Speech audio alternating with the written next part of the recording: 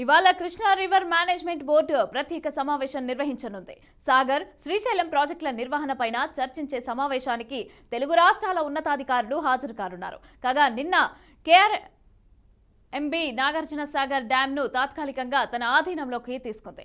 సాగర్ కుడి కాలువ దగ్గర నిన్న ఏపీకి నీటిని విడుదల చేసింది. ఇక సాగర్ నుంచి 5 టీఎంసీల నీటిని విడుదల చేయాలని కేఆర్ఎంబీకి ఏపీ ప్రతిపాదనలు చేసింది. ఇక దీనిపైన అభిప్రాయం తెలపాలని బోర్డు తెలంగాణకు లేఖ రాయగా బోర్డే నిర్ణయం తీసుకోవాలని తెలిపింది. ఈ నేపథ్యంలో ఏపీకి 5 టీఎంసీలను విడుదల చేయాలని కేఆర్ఎంబీ నిర్ణయించింది.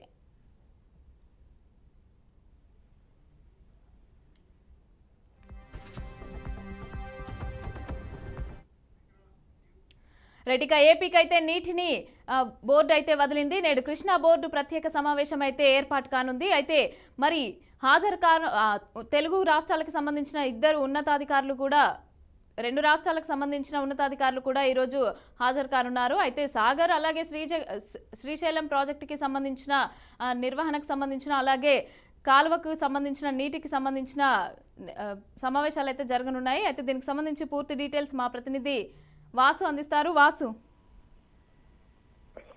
కృష్ణా వాటర్ కు సంబంధించి వివాదం గత నెల 29వ తేదీ నుంచి మొదలైంది. ఏదైతే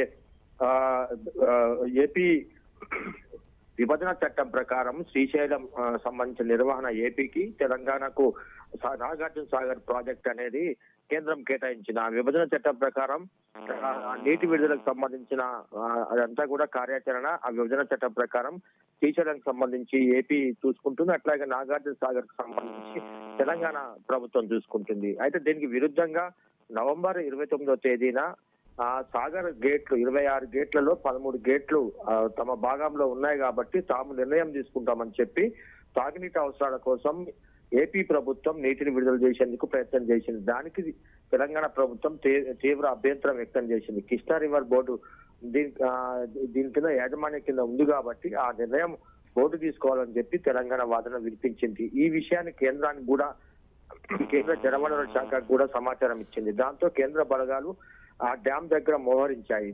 అయితే తాగునీటి అవసరాల కోసం తీసుకుంటున్నామని చెప్పి ఏపీ అప్పటికే నీటిని విడుదల చేయించుకుంది. ఈ వివాదం ముదిరిన తర్వాత దీని మీద స్టేటస్ కో మెయింటైన్ చేయాలని చెప్పి సెంట్రల్ గవర్నమెంట్ జలవనరుల శాఖ ఆదేశాలు ఇచ్చింది. స్టేటస్ కో అంటే 29వ తేదీకి ముందు ఏదైతే ఉందో దాన్ని మెయింటైన్ చేయాలని చెప్పింది. అయినా కూడా తెలంగాణ ప్రభుత్వం నుంచి వస్తున్న అభ్యంతరాలు ఏంటంటే ఆ 13 గేట్లున్న ప్రాంతానికి తామును వెళ్ళనీయట్లేదు, కేంద్ర బలగాలను కూడా రానియట్లేదు, వాళ్ళు కూడా మమ్మల్ని అడ్డు చెప్తున్నారు అనేది తెలంగాణ ప్రభుత్వం నుంచి వస్తున్న ప్రధానమైన ఆరోపణ. దానికి ఆ వివాదం అట్లా కొనసాగుతుండగానే నిన్న తాగునీటి అవసరాల కోసం మళ్ళీ నీటిని ఏపీ గవర్నమెంట్ రైట్ కెనాల్ ద్వారా విడుదల చేసింది. దీని మీద తీవ్రంగా తెలంగాణ గవర్నమెంట్ నుంచి ఈఎన్సీ మురళీధర్ అట్లాగే నల్గొండ చీఫ్ ఇంజనీర్ అజయ్ కుమార్ వీరిద్దరు కూడా నిన్న హైదరాబాద్ లోని కృష్ణా బోర్డు కార్యాలయానికి వెళ్లి తమ నిరసన వ్యక్తం చేశారు.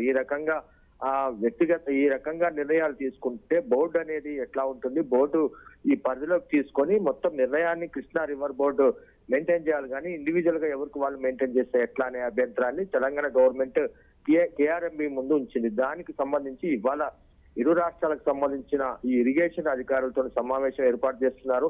ప్రధానంగా రానున్న వేసవి దృష్ట్యా సాగునీటి అవసరం అనేది కృష్ణా రివర్ కింద చాలా ప్రాముఖ్యత సంతరించుకుంది. ఇప్పటికే కృష్ణా వాటర్ ఈ సీజన్ లో కృష్ణా నదికి ఫ్లో రాలేదు. కృష్ణాకు సంబంధించిన నీటి కూడా చాలా తక్కువ స్థాయిలో వచ్చింది. డెడ్ స్టోరేజ్ కి నాగార్జున సాగర్ ప్రాజెక్ట్ రిజర్వాయర్ చేరుకుంది. తాగునీటి అవసరాలు కూడా ఈ సంవత్సరం వస్తుందా రాదా అనే అనుమానాలు కూడా వస్తున్నాయి అధికారుల నుంచి కూడా. తాగునీటి అవసరాలు కూడా మనం విడుదల చేస్తామా లేదా అనేది. ఆ నేపథ్యంలోనే ఇవాళ కేఆర్ఎంబీ పరిధిలో 2 రాష్ట్రాలకు సంబంధించిన ఇంజనీరింగ్ ఉన్నతాధికారులతో కేఆర్ఎంబీ కీలకమైన సమావేశం ఏర్పాటు చేస్తున్నది. ఈ సమావేశంలో ఈ తాగునీటి అవసరాలకి ఏ రకంగా నీటిని వాడుకోవాలి, ఏపీ ఎన్ని వాడుకోవాలి, తెలంగాణ ఎన్ని వాడుకోవాలి అనేది నిర్ధారించనున్నారు. మొత్తానికి గత నవంబర్ 29వ తేదీన మొదలైన వివాదం అట్లా కొనసాగుతుంది. నీటి విడుదలకు సంబంధించి కేఆర్ఎంబీ ఇవాళ నిర్వహించే సమావేశంలో ఒక కీలక నిర్ణయం తీసుకునే అవకాశం ఉంది. Mamata. Right, thank you Vasu.